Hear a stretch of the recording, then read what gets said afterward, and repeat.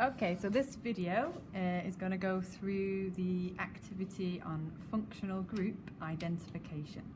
Okay, so with number one, okay, well, if you can't identify the functional group, what you might need to do is draw it out. Okay, so if I just draw the displayed structure. So I've got a carbon with 3 hydrogens. I've got a carbon with 1 hydrogen and another carbon with 1 hydrogen.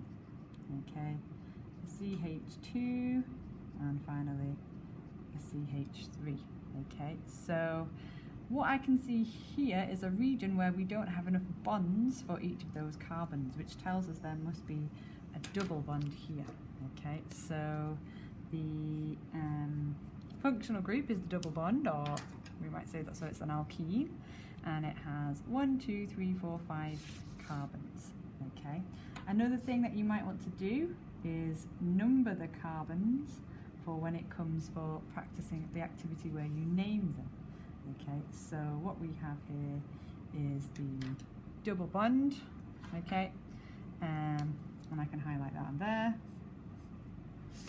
So it might have been in the way there. So there's the double bond, and we could number the carbons, and we want to say that there are 5 carbons in it. Okay. Okay, moving on. Question on number 2. Okay, so we have a hydroxyl group. That means it's an alcohol, and we have 2 carbons. Okay.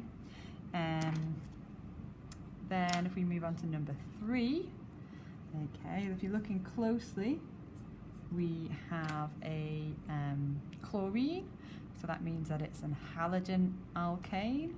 Okay, what we could write next to that, that will be chloro in the name, and it has 3 carbons. I'm just going to use another pen to then number the carbons. All right. Looking at the skeletal diagram, okay, we number them.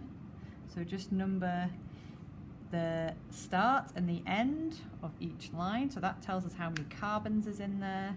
And then there we have the double bond, okay, making it an alkene. Going through again to number 5, okay, another alkene, lots of alkenes in this one.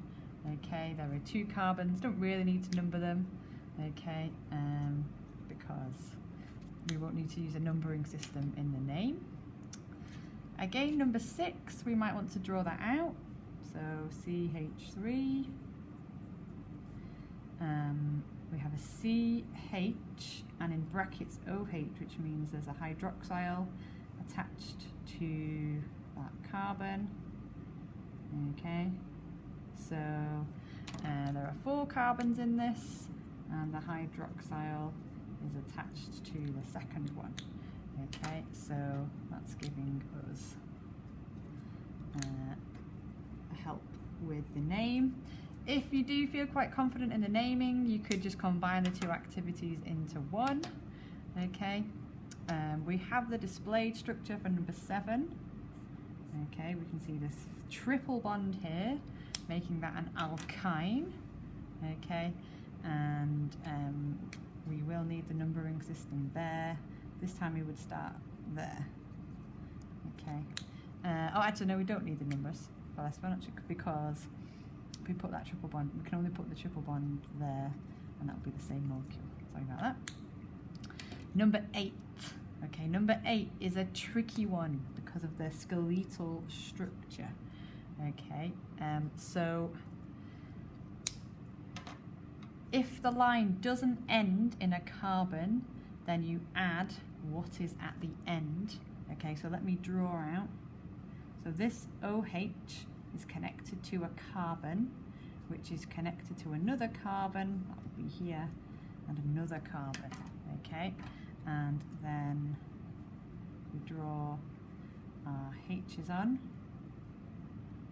Okay, so we do need the numbering system there, so that would be 1, 2, 3, and it's a hydroxyl, it's an alcohol.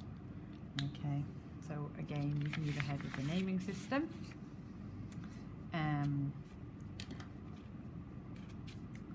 let me just explain the drawing here. So you might have seen this if you Google search some of the images. This is a displayed structure, but this notation is trying to show you the shape around the carbon. So this carbon will be a tetrahedral shape, yep, okay, and that dotted line is the hydrogen is going like out of the page, and the sort of triangle, the long thin triangle, shows you that the hydrogen is coming out this way from the page. So it represents a hydrogen going that way and that way, okay. I just wanted you to practice. And then if you look around the OH, you can see that bent shape around the OH. So that's another alcohol. There's only one carbon in that one, so that one should be easy for you to name. I'll just get a different piece of paper. And we've got another halogen alkane. So we're going to use bromo for this one. Okay, I will draw that out again. So that we've got 1, 2, 3, 4 carbons in the skeletal structure. Okay, and then that line going up to the bromine. Okay, it's not a carbon and then a bromine, it's just going to the bromine. Okay, so, and that's your structure. Okay, right, moving on, we've got a few more. We've got a different functional group here. Okay, so what you should be able to recognize is the double bond to the O and the OH. Okay, there are 2 carbons in this one. Okay, so that is the carboxyl group, so that's part of a carboxylic acid. Okay, number 12, all we can see there, well, there's no functional group. Okay, but it's a branched chain alkane, so it's going to be 3 carbons with a methyl group attached in the middle. So hopefully, if you're feeling confident in your naming, you should be able to name that one quite easily. Okay, I'm just going to do this last row.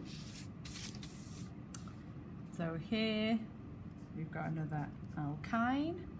Okay, number 14, just a nice simple alkane there. Okay, 15, we have a hydroxyl group, so this is an alcohol. This is actually an example of a tertiary alcohol, something I will be going over later in the week. But what you see is 1, 2, 3 carbons. That makes up the longest chain. So this is a methyl group. Okay, so this is an alcohol that has a methyl group in the same position of the alcohol. And then lastly, another alcohol. Okay, so maybe I'll make a start on just some examples of the naming for you. Okay, so let's go back to number 1. Right, so numbering those. With the alkenes, the double bond, the numbering system goes with the lowest number, so it's between 2 and 3. So this is going to be pent-2-ene. We always put a dash between letters and numbers. Okay. Then we have the alcohol. All right, so this one's going to be just ethanol. Okay, we don't need to add a numbering system to that one. It's got 2 carbons. Okay, so this one is a chloroalkane. Okay, so we can just write chloropropane, and then we need to say the position of the chlorine because it could go here. So that one is 2-chloropropane. Another alkene. Okay, so it's butene, but the double bond now is between position 1 and 2, so but-1-ene. Okay. Here we are at number 5. It's an alkene, just with 2 carbons. Okay, so ethene. Okay. Another alcohol, there's 4. Okay, so it's going to be butanol. The hydroxyl group is on the 2nd carbon, so it's going to be butan2ol. Okay. Here we go to the so here's an alkyne. Okay, so this one can just be named propyne because we can't put the double bond in a different position. It's just the same molecule. And then lastly, it's propanol. The alcohol could go on 2, so this one needs to be named propan1ol.